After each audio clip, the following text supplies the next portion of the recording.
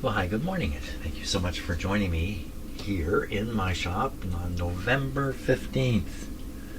So, I have some tough decisions to make here about this tuner.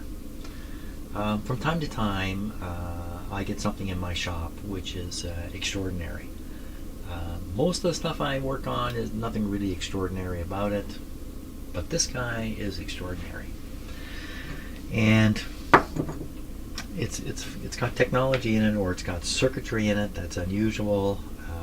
The fellow who designed this and the company that built it went to great lengths to produce a really high quality FM tuner. And all over the place, as I was looking for alignment instructions, all I basically found was warnings to not attempt an alignment on this. The last thing I found is actually from the, I believe, from the original designer of this, I believe. I'm not sure. We'll take a look at the instructions, but right off the bat, you'll see, again, even in these, I don't want to say unprofessional, they appear to be written by, I don't know, Mr. Leak, is that his name? I'm not sure. As if there isn't any written instructions that you can just offer out. Strikes me that probably most of these never ever required alignment. Alignment was never on the list, but here we are, decades and decades later, and now it is on the list. So they may not have facilitated alignment other than to say, bring it back to us, bring it back to the manufacturer, and he would perform an alignment on this. Why am I even talking about this? Because I've seen indications that the alignment is a little bit off on this. One indication is it's tuning stations in the wrong spot on the dial. That's one indication. Another indication is when I tune through stations, instead of hearing the three peaks you normally hear when you tune through FM, you hear a weak, then you hear the one you're going to listen to, then you hear another weak one on the way out. I heard this instead. So that's probably an indication that a particular alignment step is a little off. Is it affecting the reception? I suppose it is, but I'm still able, at least with a strong station, tune in a really clear signal. This is a mono amplifier, so shouldn't be too surprising to get a really clear signal out of it. Was there any other indications so as for the volume control, which has not worked, someone just moved the wire on the volume control to ensure maximum output is available at the back all the time. So that's why this doesn't do anything. The sensitivity and distance switch, I really haven't investigated this yet. The automatic frequency control, when you turn it off, the tuning indicator tube comes on. The magic eyes, it's commonly called, comes on.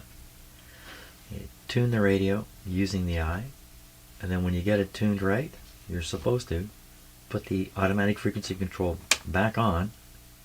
That'll turn off the eye and turn on the automatic frequency control, which will just hold the tuning a little bit better. It'll track the station a little bit better. So if internally it's drifting a bit, it will still manage to hang on to the station. Or if somehow the station transmitter drifted, but of course that's never going to happen. Not today. So the warnings are pretty stark. So let's take a look at the information I found, and we'll go through it and consider what it's suggesting. I do have the equipment necessary to do this. I have an FM transmitter. It'll wobble. It's a wobbler. It might do the trick. It's this guy right here, this thing you're looking at right here. Okay, let's look at the information first. Okay, let's look through this first document that I found. It's got some interesting stamps on it up here. Netherlands, is that what that is? Archives? Archive chief? Well, what is this? Documented and his story. So what's going on here, I don't know. H.J. Leak and Company Limited, that's the maker of the device. Installation, operation, and maintenance. Sounds great. I don't want to read through this word for word, but it does give just some basic information about it. Talks about how the antenna can be utilized, and talks about the output, voltage and impedance of it, and a warning about earthing it. And that's what's contained in here. And then it gives us the schematic. We've seen this one before. There's two schematics floating around for this. Servicing. Here we go. On no account should the preset trimmer, capacitor C8, or the preset tuning slugs be tampered with or adjusted in any way. So why? Because getting them back to where they need to be is an almost impossible task. That's probably the part they didn't write here. We built this thing in such a way that if you knock these two things off, you'll never get them back again. It'll have to come back here. And of course, it's not going back there. I don't think there's a there to go back to anymore. It is not possible for an FM tuner of this caliber to be accurately aligned without using a double beam oscilloscope. Okay, I have a couple of those.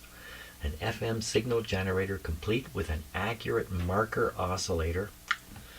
Yeah, I can pull that off. And a DC valve voltmeter. Yes, I have that. These requirements should be emphasized to a potential service engineer, and if all the above equipment is not available, work should not be started. Okay, they give a nice block diagram here to help you understand what's going on, but it's just a block diagram. Next thing, it gives you a little bit of a diagram of who's what and where.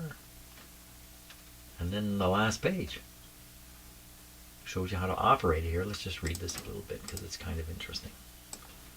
Which I think I just repeated this. The tuning indicator used on this FM tuner is of the maximum closure type and only becomes operative when the automatic frequency control is switched off. In order to tune in a station, it is therefore necessary to switch off the AVC and adjust the tuning control until the minimum gap exists between the two vertical light strips. Switching the AFC on locks the station in tune and removes the high tension or high voltage supply from the tuning indicator. That would preserve the tuning indicator, by the way. In locations of very high signal strength, the sensitivity switch should be set to local. Following this procedure will suppress some of the unwanted interstation noise. Interstation noise. I guess maybe what they're suggesting is if you have this on local, as you tune between stations, you won't get a blast of noise. If you set it to regular, where it's using this front end tube, then as you tune between stations, you're going to hear a lot of noise. I think that's all this is really saying. It's really no big deal. A little bit on the statistics for it. And one festoon lamp. I've never heard that word used this way. Festoon lamp. Okay. Well, there's no instructions here, right? There's no instructions at all on how to align this. Just big warnings about doing it. Now, I do have another document here. Let's check this one out. Okay, so this is page 3, I think. Let me go back. So this has come from here. Look, leak. Leak Trough-Line alignment. During the life of an FM tuner, it can become detuned or out of alignment due to components such as capacitors drifting in value. The procedure for aligning an FM tuner requires skilled knowledge of ultra-high frequency circuits and IF strip alignment, understanding of the Foster-Seeley discriminator, some high-powered test gear with the ultra-high frequency, that's supposed to be UHF, isn't it? That's why I messed up. Sweep generator and a good oscilloscope being mandatory. In general, alignment of an FM tuner of the caliber of the Leak Trough-Line should not be undertaken by the keen amateur. However, I get repeated requests for such information, so presented below are some notes I obtained regarding the alignment of the through line. The procedure presented has not been verified as to its validity. It is not from official leaked publications. Therefore, to attempt such an alignment, the person undertaking it should have sufficient knowledge to not actually require the notes below. That's kind of that's a funny statement. Here he actually says a through-line tuner with no RF equipment, but the trick here is you need a second through-line tuner for comparison. So, and I guess the second one has to be aligned. So this is kind of a crazy notion here. So here's 3 pages of instructions. Here they are, page 1. Alignment procedure for through-line stereo tuners. Okay, so I don't have a stereo, this is a mono. So this is going to go a lot further than necessary. Just looking to see if it identifies Y1, Y2. This is the American version. These numbers may not apply in any way to any schematic for the British version I have here. The actual process of doing this is kind of the same from radio to radio. It's the specific things that have to be tuned, like which can. Okay, let's look at the next page.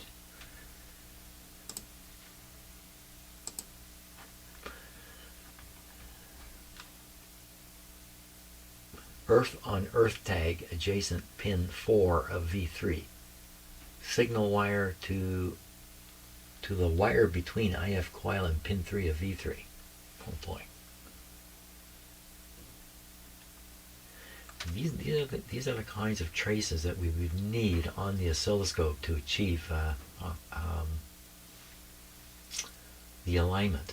And this specific one here, I've never seen this with this one on top of it like this. But what's going wrong in this radio right now is, I believe, instead of this occurring, this center cross point here, the cross point is up here somewhere or down here somewhere. I think that's what's happening. So it would be a matter of making one adjustment to correct this, if I knew what adjustment it was. So this might give it away in here, as it describes what to hook up to. See diagram under 1 above. Yeah. Okay, let's look at page 3 now. Transfer generator leads. Now you're trying to get a flat top because you need, in the IF, you need a fairly broad bandwidth to capture the entire FM signal. So you can't peak it up into a nice peak like you can with an AM radio. Even with some AM radios, you might want to flatten the top a little bit, but it's really critical in these. Screw IF coil core in until trace is reduced to half original height. The bottom of the core of the first IFT is then adjusted to level out top of IF trace. Tune the receiver to 88. Tune to 93. Tune the receiver to 97. This is a bit of a problem for me. I do have a high frequency generator, fixed generator, so I can produce these test frequencies. The wobbler, though, I have is stuck on 100 megahertz. And you need that wobbler going to see this kind of stuff. Fine adjustment for radio 1, 2, 3 can be obtained by adjusting C8 when cover is fitted. Well, okay, I've seen what I've got here available for doing this. I don't particularly like the situation. If I could figure out which one of these are probably IF cans, which, probably this one, I don't know, which one of these is the one that controls that part I told you about, where you've got the S-curve, and you're trying to get something into the center of the S-curve, or move the S-curve to be centered, or something like that.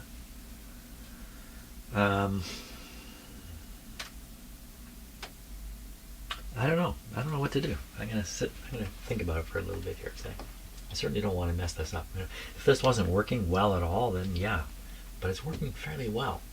And there's many more ways downhill than there is uphill. So I don't know.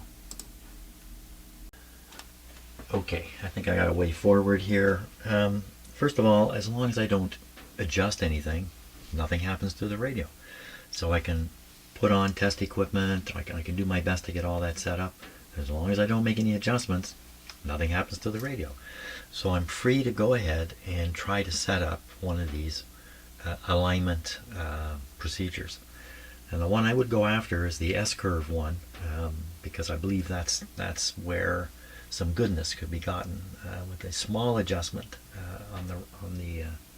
in the receiver. As for trying to align the IF and going through the whole procedure, no, I don't think so. I don't have any reason to know that there's going to be an advantage to doing that. I don't know that. But I think there's pretty clear from tuning and the imbalance in the tuning, there's a benefit to be gained if I can just correct the S-curve. That's my thinking.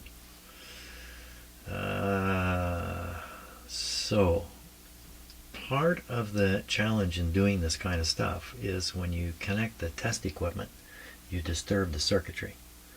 The techniques are used and methods are used to avoid that. But the fact is, you hook up the test equipment and then you can see what's happening. You take away the test equipment, you can't see what's happening. Every time you hook up the test equipment, things change. But you can't compare that because when you remove the test equipment, there's nothing to compare to. So you can easily disturb the operation of the radio or tuner or whatever, just hooking up test equipment and not realize the impact you're having. And I think in the early days of me doing this work, I encountered that a number of times without realizing what was happening. I remember one in particular years and years ago that I hook up the equipment, align the radio, seems to be great, take the equipment off, check the radio, the alignment was way out. Put the equipment back on. I went through this loop a few times, not realizing at that point that the way I was hooking up the test equipment was throwing the receiver off. So this is a big deal here. This guy's close to being fine. It's good enough actually right now to be used on a strong station. So the benefit I'm trying to extract is actually not the biggest benefit going. Maybe if you're tuning a weak station, the alignment might become a factor. But clearly with a strong station, and I'm picking it up on this somewhat hacky dipole antenna here, just in my shop. And if this thing can do that, then under better antenna circumstances, it would probably do a much better job yet. And even if it is a little bit out of alignment, because it's not stereo, really all you're dealing with is a little bit of distortion perhaps and a loss of volume. Not the additional craziness that would happen if there was a stereo decoder in here that was out of whack too. Okay, so that's what I'm going to do. I'm going to look through the instructions again. I'm going to try to identify the part that talks about the S-curve in particular and see if I can't set that kind of test up on this without twiddling anything. Don't twiddle anything, Jim. Okay, so I was reading through the instructions, and one of the things that came to mind is in previous FM radio alignments where I've hooked up all the test equipment, followed the procedures properly, and got a fairly good result.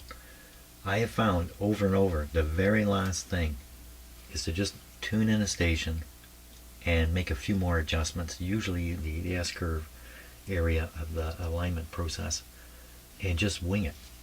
And that has saved me in one case. I just could not get the thing to align with instruments, but just doing it by hand, I managed to do it. Now what about this? Well, there are some aspects that can be determined just without any instruments at all. And you may have noticed me tuning through the station and looking for the three peaks. The center one you want to listen to, and then there's two on the outside. And in this radio, there's only really two. This one is greatly suppressed, and that's what suggests to me the S-curve and all that stuff is off. So without any instruments, if I can figure out which one of these cans is the right one, I might be able to adjust that slightly and make that more balanced in the middle. It's not balanced in the middle. I believe a strong signal may end up being distorted, because it's going to run off the straight portion of the curve up into the bend, and you're going to start getting harmonics and distortions of some sort. I don't know what. I mean, you want the signal to stay in the straight area all the time and not go up here. That's also why you're trying to get the S curve in balanced properly. But I think it's the same thing as the 3 peaks. It's just, this is a little bit coarse. You're just listening. Well, okay, if that's the case, the next step would be which one of these cans would be the one that I would be twiddling if it's a can. Or what would require twiddling? Okay, let me see if I can figure that out. So I believe it's the bottom core of T4, transformer number 4. This is T4 here. Bottom core controls the S curve. That would mean this has to be up on its side. I'm really getting very cold feet about this, because I read more and more of the instructions, and the guy even gives a warning that, you know, here's my instructions, but you better know what you're doing well enough that you don't even need these instructions.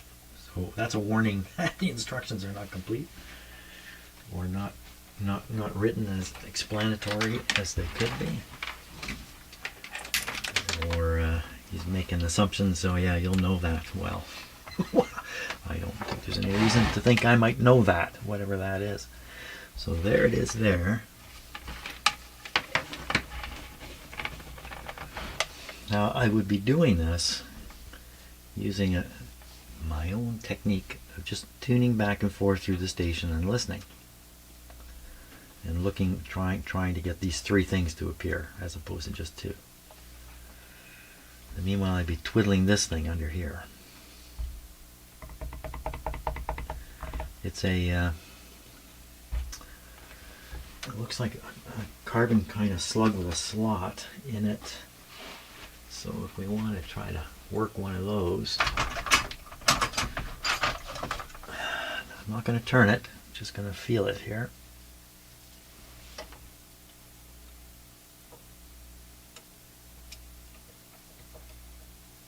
Well, it goes in. You can see the amount of play in the tool. So it's looking for a wider blade. Well, let's give it a wider blade here.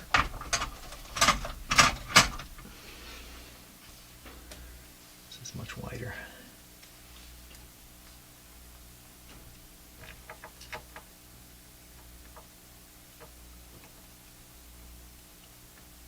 Okay, so this won't settle into the slot.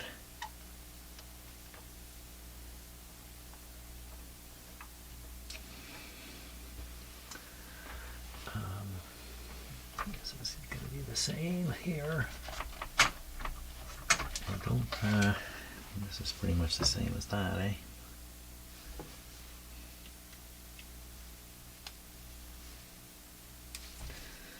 Problem with these thin plastic ones, a long piece, is you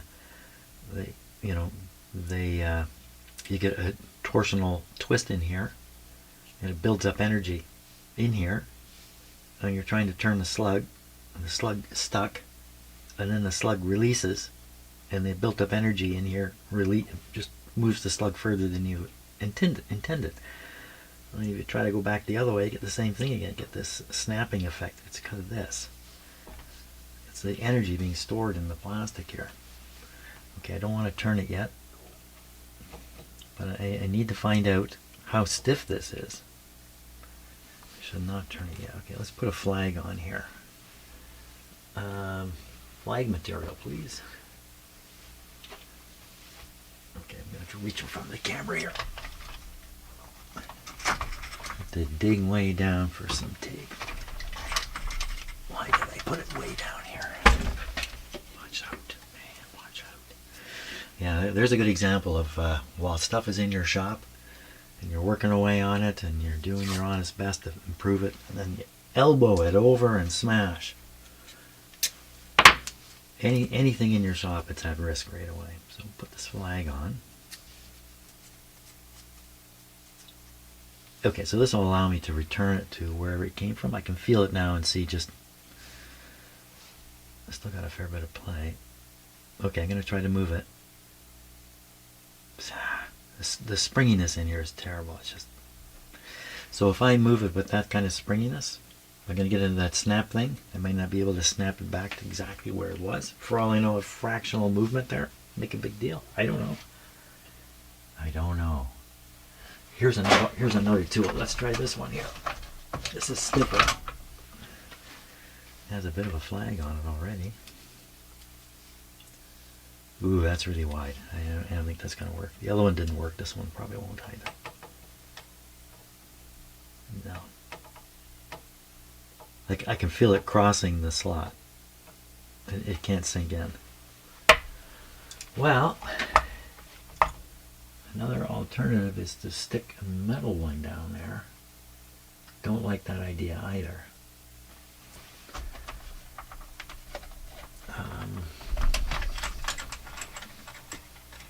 Oh, this might be, well, I don't know. This might be. Let's try it. See what happens here. Okay, it certainly goes in, has a lot of play, but it's much stiffer. No flag. No flag.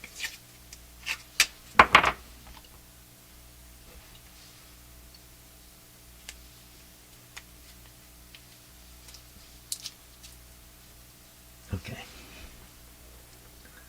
Flag too low.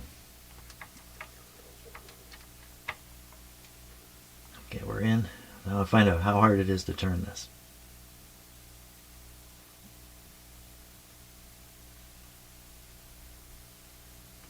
Wow. Didn't move at all.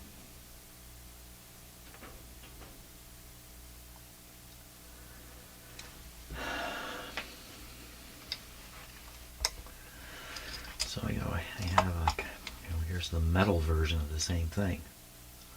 This will turn it, but this thing can crack it. Crack the slug in there, and what have I done?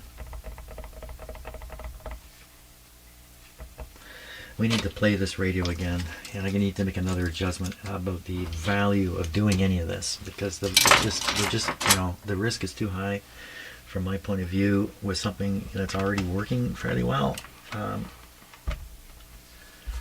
the way alignment works is, if you're fiddling with it, you got these three things you're trying to line up. One of them's a little off, but you accidentally start on this one, and then you move this one over, and then next thing you know, the whole thing is. That's what happens. So I'm scared of that. Scaredy cat. Coffee time. Now the proper thing to say at this point is, uh-oh, I can't get any sound out of this. Nothing whatsoever. What has happened?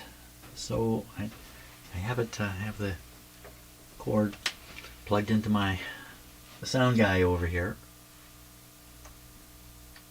Volume up. Nothing whatsoever. A little scary leaving it that high, so I'll put it about like that. And I've been fiddling around here. I get nothing out of this. What has happened? We're certainly feeding it with sufficient voltage.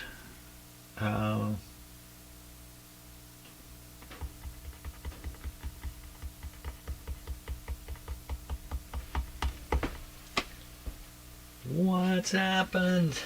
I don't know. I don't know what's happened here. Phooey. That's not. Oh boy. Something I forgot to mention right off the bat, and that is the last video I installed these two capacitors and a small one. You can see there's a big one here now. And thank you, Tim. He sent me an email saying, hey Jim, you see this resistor here that you noted is 3000 and something, and you thought, oh, on the schematic it's a 1000. Well, there's another 1000 in here somewhere. I don't know where. I can't find it. So apparently when I used this to determine which two terminals were the higher voltage ones, I blew it. So what I've done is I took the lower voltage capacitor out and put a higher voltage one in, and now everything is good. So that's what happened in the past. There. What has gone wrong here? What has happened? And I don't expect you to answer. I don't get it. I don't. Well, so let's see. The audio cable comes in. It goes right up to the volume control here, where the center lead has been transferred from the wiper to the input part, and it's definitely connected there.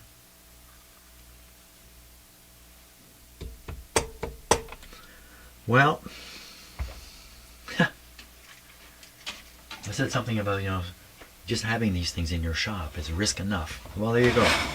I don't know what's happened here exactly, but it's just disappointing. Coffee time, quickly, coffee. Solve my problems with coffee. Okay, so my conclusion is the lead wire here is not working properly. Now look at this lead wire. Shoved in with just this kind of control. Do you think the leak engineers would like this? When the wire runs up and it's connected across the volume control. So this wire was put in by somebody else. The actual output is right here, and it says on it multiplex output, but in the case of not plugging in a multiplexer, couldn't you just take audio out of here? So somebody in the past decided that they would take it off the volume control and do away with the volume control at the same time. And I think that cable's no good, and here's how I'm going to prove it. So here's a good cable just sitting over here. I'm going to use this in a minute. And yeah. Say, is anybody hearing me? Yes. Okay. So right now the cable from the receiver is plugged in over here into the line input on this slider here. The slider's all the way up. The receiver's not on in any way. And if I take if I touch the lead, and I can't quite do it without a little bit of help here. So if I touch the lead, we should hear something. We don't hear anything. So I'm literally touching the end of the cable here. We hear nothing. Now I'm going to change cables to this one here with that big 1/4-inch plug on the end. Okay, I'm going to put it in the same spot over here. That was the one coming out. That's the one going in. Now, where'd the big plug go? Get the idea? But that didn't happen when I touched there. We heard nothing. So I think the cable is bad. Now if we look at the end of the cable, it's pretty crummy. This is a pretty crummy arrangement. It looks good, it looks okay, it looks fine. Well, it doesn't look fine, but it looks like it would work. But there might be a break right in here somewhere. I don't know. And the blue wire's still soldered up. You can see the little tip of it's coming out here. So don't get it. Doesn't look like it doesn't work, but it doesn't work. So we're going to put another cable in here, and I should do something temporary. Okay, so we do something temporary. I have this. Can we not just clip lead? That's a little tricky, clip leading onto this, but let's try it. So we clip lead. Yeah, let's turn the volume down while we're doing this. Clip lead on there. We'll go down in here. Okay, and then we need the ground connection. I need a bigger clip lead. I got some big ones in here. Give me a big one. Here's a big one. Don't know. Okay, well, it's just barely hanging on. But as long as we don't touch anything, it should be okay. I'm going to go right on the same place the other cable was connected, which is basically the two outside terminals on the volume control. Okay, volume up a little bit. And I'm going to try that screwdriver test here.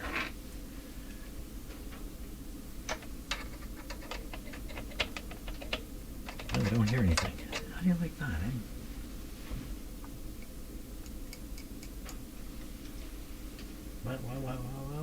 What happened?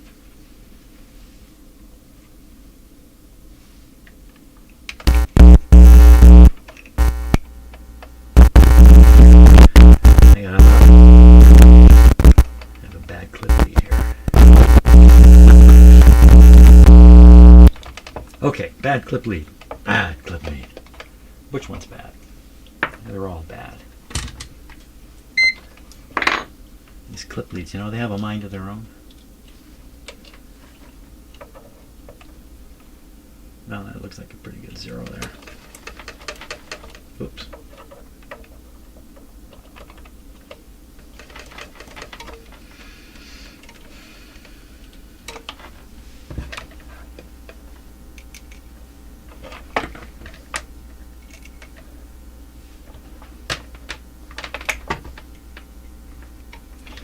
It doesn't work. Sort of works, kind of. Okay, put this in with my other multitude of clip leads that need to be worked on. Where are you guys? I have a container of them. I lost the container. Okay, we'll put this one here. Another clip lead, please. How am I going to do this clip lead onto such a big thing over there? Another big clip lead. Here's a big one. Here's another big one. Let's try this one. Let's check it. Let us get some certainty here.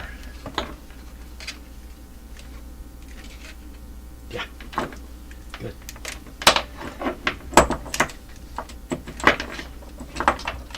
You get the impression I'm rushing? Yeah, I'm rushing. That's not good. Should not rush. Okay, put the ground on first. Down on the volume. And then we'll connect it. Okay, we are now connected. We'll now try this thing again. Hand on the volume.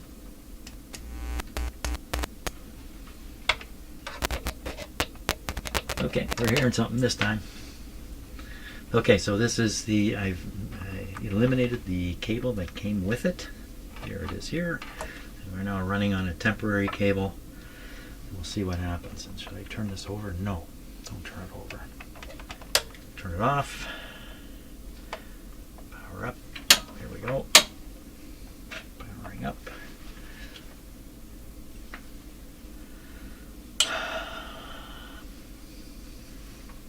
Let's just hit that. Hit that. So it's going to have 220 volts on it or something of that sort. Here, the way I'm running it. Okay. Now, should just start hearing it. Just start hearing it.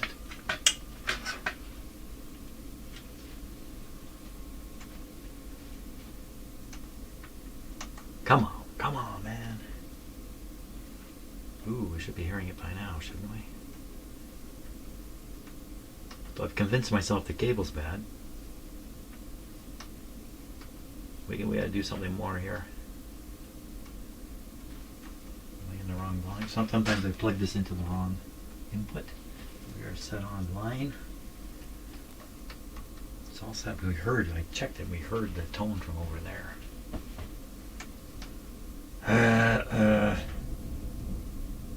What has gone wrong? Okay, I gotta check my own headphones here and make sure I'm hearing things. Yes, I am. Definitely hearing things, but not hearing this guy. What has happened? Oh, Okay, that's what's happened. The clip lead's not quite making contact. Get down on the volume. Oh. Okay. Before long, kids were buying 500 million pieces of bazooka gum every year. It's the same show. Topps created 1,500 Bazooka Joe comics over the decades and came to realize they could recycle them every 7 years. The main target for Bazooka was kids 6 to 13, and every 7 years a new generation arrived who were fresh to the comics. Every so often, Bazooka Joe was updated to keep pace with the times. His look changed first in the early 60s, then again in the 80s. In the 90s, he began wearing low-slung baggy jeans and his baseball cap was worn backwards, but the eye patch remained. Then, in 2012, Topps faced a crisis. I'm listening to this. Sales dropped 48%. So, after 59 years, the company decided to discontinue the famous Bazooka Joe comics. Let's try this. The Bazooka packaging was completely redesigned. A new flavor was added. And replaced the comics. Tuned for maximum.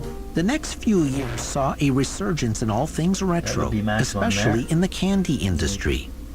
Topps responded to the trend by finally answering the number one request they kept hearing from customers. So now you have to go hunting for it. Bring back the comics. So in 2019, they announced a limited edition throwback pack. It featured the nostalgic packaging and original flavor Bazooka bubblegum wrapped in classic Bazooka Joe comics. Last year, Bazooka bubblegum celebrated its 75th anniversary. After all this time, the bubble still hasn't burst. Stronger signal when the AMC is on, so that's out of not. So few companies last 50 years. They have to survive shifting tastes, crippling recessions, intense competition, and an ever-revolving door of executives. And through it all, some companies manage to connect with me afterwards. I love meeting people, love connecting, and I mean, that's what this is all about, you know? This is what we're meant to do in this life, you know? Connect with each other and move forward, hopefully in a more positive and hopeful way. Has survived in the brutal fast food category for more than 80 years and is now owned by legendary investor Warren Buffett, who knows a sweet deal.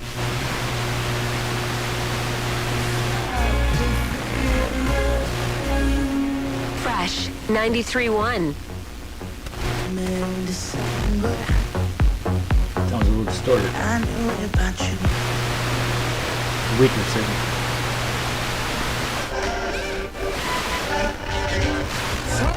I was restless on the spinning wheel of fate.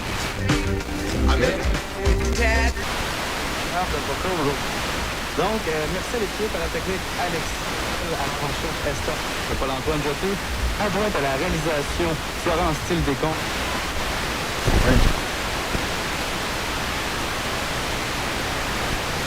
Mustard seed doing in Jesus. Then we go to Leon Patillo. I lift my hands to the star of the morning.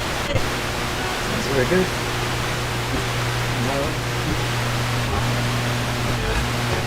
The stations up here are weak in my location.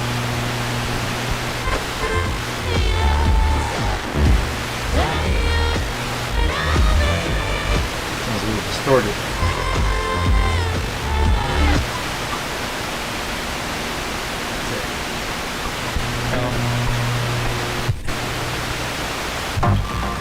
Ça me rappelle le fait d'avoir à midi 10, québécois, Paul Saint-Pierre Plamondon, prudent sur la question d'un dollar québécois pendant l'indépendance du Québec. Après, je vais parler du Québec expansionné. Je parlais du travail externe amené par le Canada. Et là, on va faire une géographie sur les titres et les tics de la réforme modale. Après les nouvelles, les faits d'abord à midi.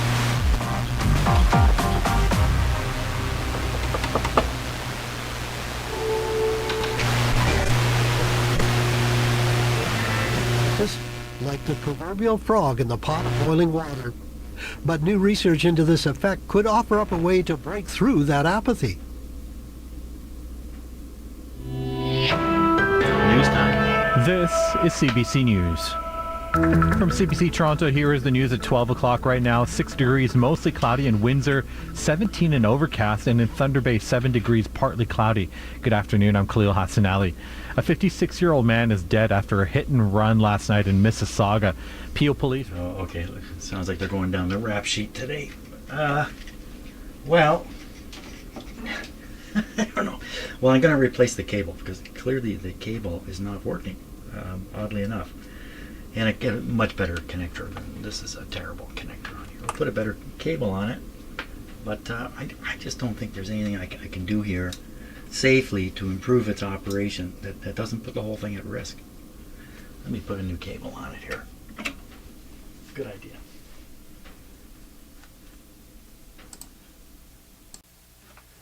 A little hard to believe it, but there's a thunderstorm outside.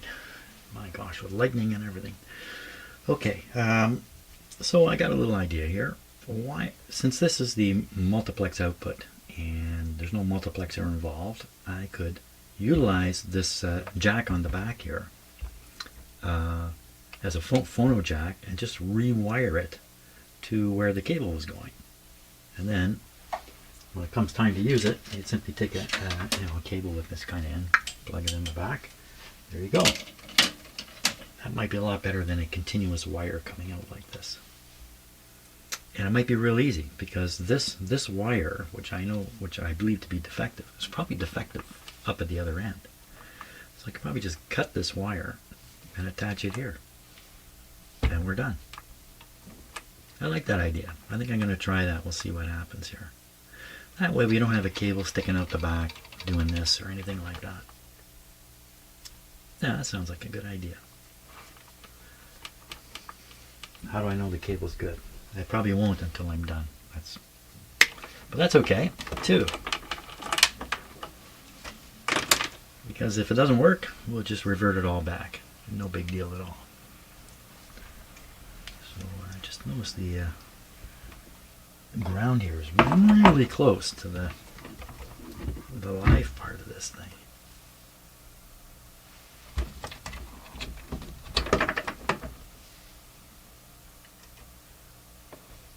Really close. That's better.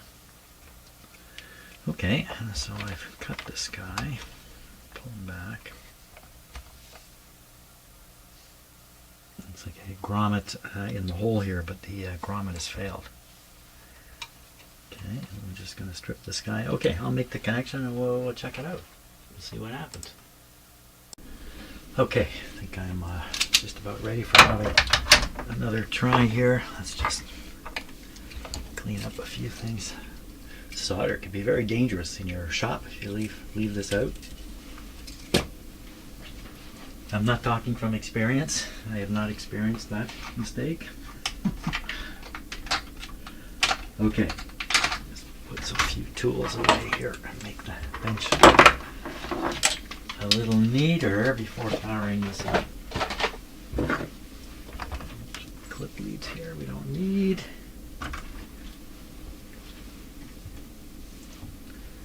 Okay, how's that look?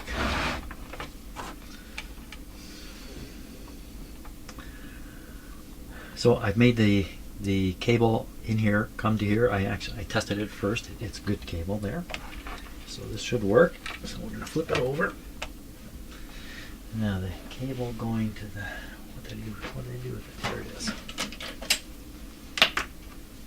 Okay, we're gonna plug the mono cable in here.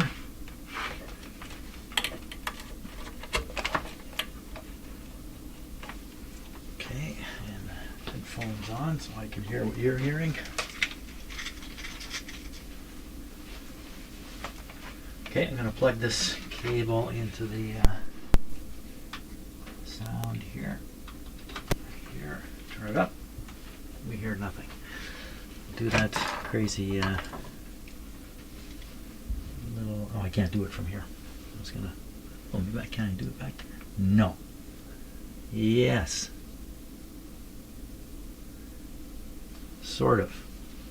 Here, let's try this test. I should just turn it on, shouldn't I? Just turn it on? Why am I doing this?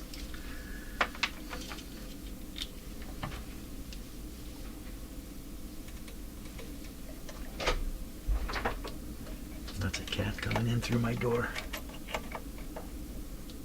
I think I heard it short out. I don't hear anything. I don't hear anything. How come I don't hear anything? Well, it could be maybe because the volume control resistance is very low.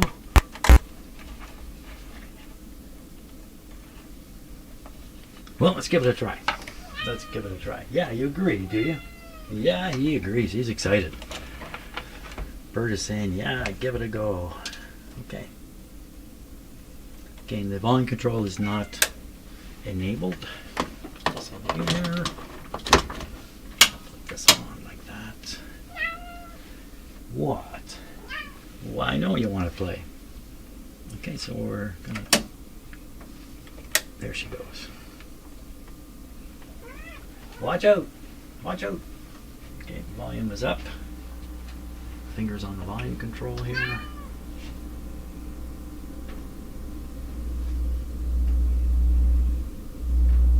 So, Now, what can golfers do if they want to avoid this ball of death, as you call it?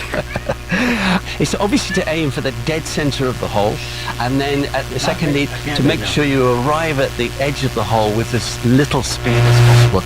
You don't want this momentum going forward to dominate the dynamics. You just want to arrive there, and the golf ball just sits at the edge of the rim of the hole and just falls in, and then you're done. Just one last thing. Now that you've figured out the physics of the golf club, are you going to take up golf yourself now? I think it's told me that the decision not to take up golf was a very good one. Dr. Hogan, thank you so much for your time. Okay, nice to talk to you, and good luck with your program. Dr. John Hogan is a professor emeritus in the School of Engineering, Mathematics and Technology at the University of Bristol in the UK.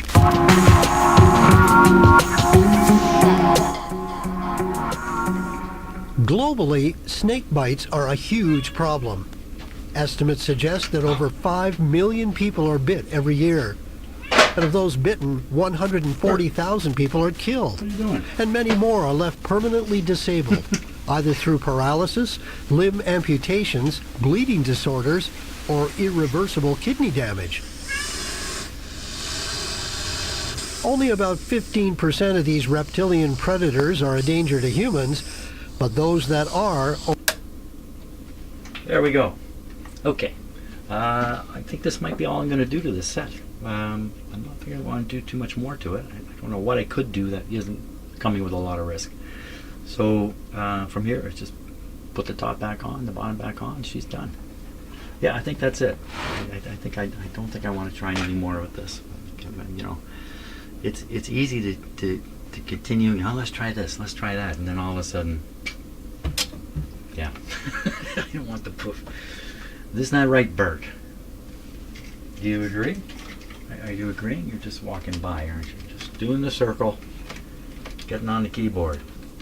Yeah, it's one of his favorite spots is on the keyboard. Okay, well, thanks a lot for watching today, and sorry I showed you my back there for a little while. And tomorrow I'll have something else in here. Not sure what. See ya.